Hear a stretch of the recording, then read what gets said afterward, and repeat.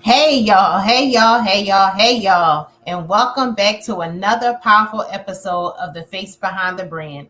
I am your host, Denise Murray, your favorite accountant, business strategist, podcast plug for all things purpose driven, profitable, and powerful.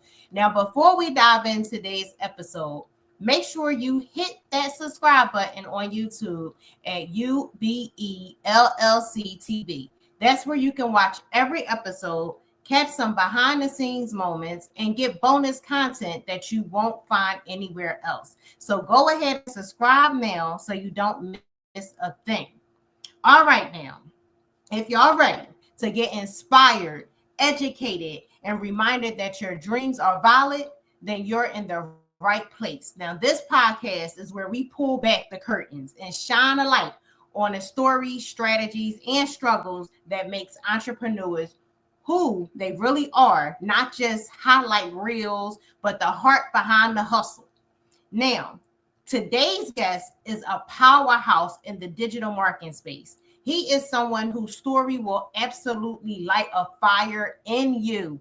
I'm talking about no other than Gerald Bass, the CEO and founder of the Rise of the 1%, a consulting firm, an e-learning platform that helps coaches, consultants, course creators, and service providers pack out their calendars and scale to 20K to 50K monthly online. I'm going to say that again, monthly online. Now, y'all, Gerald started just like many of us, learning through trial and error, building from scratch. He went from moving back home with his mom after his first business decline to helping entrepreneurs hit consistent five-figure months.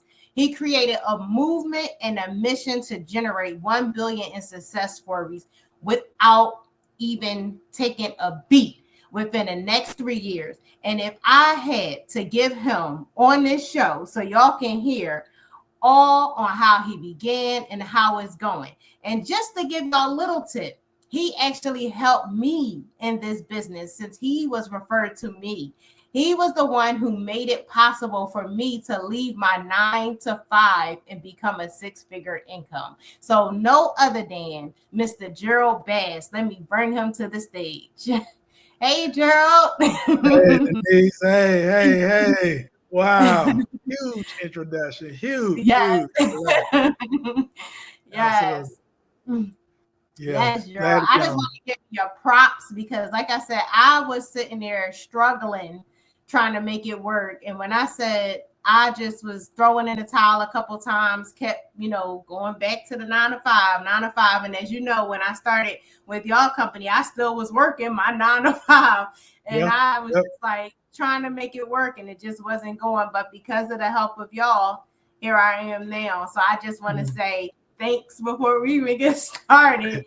And Oh, yeah. then No problem. we can go ahead and if you and just so we can start off with just going and taking us back into your early years and your early days in Decatur, Georgia, and your entrepreneurial journey. Can you just kind of tell us how that all began?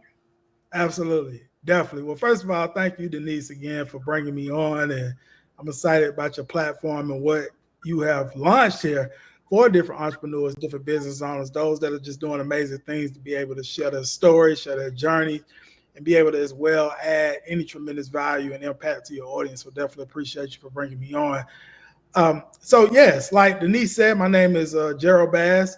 I actually am from Decatur, Georgia, and that's actually where I was raised. And I was born in Atlanta, Georgia, but I was raised in Decatur. And pretty much I came up in a two-family household to about high school.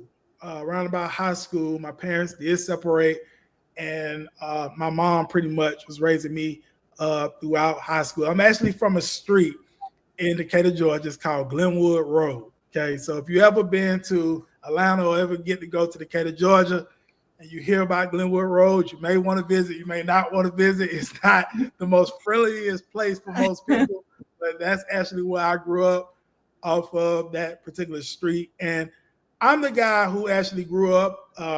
I played sports coming up. I played baseball. I played a little bit of basketball and football, but baseball was one of my favorite sports. And I know that's not the most favorite amongst the African American community, but that was one of my favorite sports.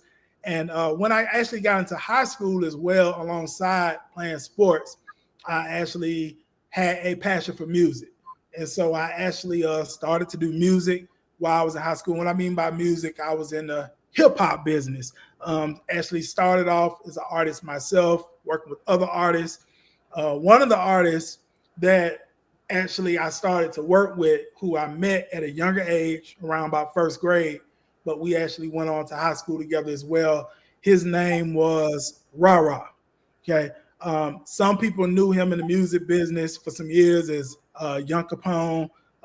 He went on to as well call himself Rara to Dope Boy Ra.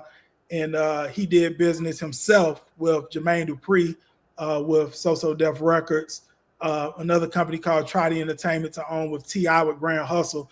And this was a guy who I actually learned a lot from when it came to the music business, specifically when I was in high school. And when I was in high school as well, I actually myself, being I was in the music side of things, I decided to get into the band. So I actually was in marching band in high school. I was in what they call symphonic band, jazz band. I played a lot of different genres of music. And when I was finna graduate from high school, I decided that I actually wanted to go on to college at that time. And I also wanted to pursue music in college. And so the college I actually went on to was a college called Florida A&M University, which is called FAMU. It's an HBCU down in Tallahassee, Florida. I know the niggas familiar with FAMU because your daughter, yeah, I know. Bethune-Cookman, which is one of our, they call it rivals or what have you. So yeah, I went to FAMU, and I was in the marching band at FAMU. I took up music at FAMU as well. And while I was at FAMU, I was also still doing the entertainment business of being an artist. I was producing music. I was engineering music. I was coming home on breaks, doing music with Rara, who was real big in the music business. But around that time as well, I started my own crew called ATL Hard Hitter Squad. And we later formed on to become a company called Hard Hitters Productions Incorporated that I actually started in 2006. And I actually was the CEO and founder of that particular company. I was only 20 years old. So I actually started my first company. Yes, I was 20 years old. I was a youngin'. And to be quite frank with you, some of the guys I brought on to actually be a part of the business with me were way older than me. So I was one of the guys that always hung with guys that was kind of older than me. So some people say I have an older soul and stuff like that because of that. And pretty much, like I said, I started that entertainment company. I was an artist. I was producing. I was engineering. I was also managing other artists. And while I was at FAMU, I saw a lot of my buddies having a lot of success back here in Atlanta in terms of the entertainment business at that time. And so I said, you know what? This was around 3 years of me being at FAM, by the way. And I said, I want to go back to Atlanta because I see a lot of my guys, they winning in the entertainment business, and I felt like I was being left behind. So I came back to Atlanta, and I actually said, I'm not going to drop out of college. And I'm not saying there's nothing wrong. I know people that don't finish school or college for their own reasons. But me personally, I was like, no, I'm not going to drop out completely. My mom, my pops was kind of behind me going to college. Even though my mom didn't go to college, my dad did. But they was behind me, like going to college and stuff. And my homies in the neighborhood was like, gee, we want to see you finish college. So I came back. I went to Georgia State. I took up a degree in business administration, concentration in marketing. And while I was at Georgia State, I actually as well became a party and concert promoter here in Atlanta, Georgia. So I actually started promoting clubs alongside doing music, producing, engineering, and management.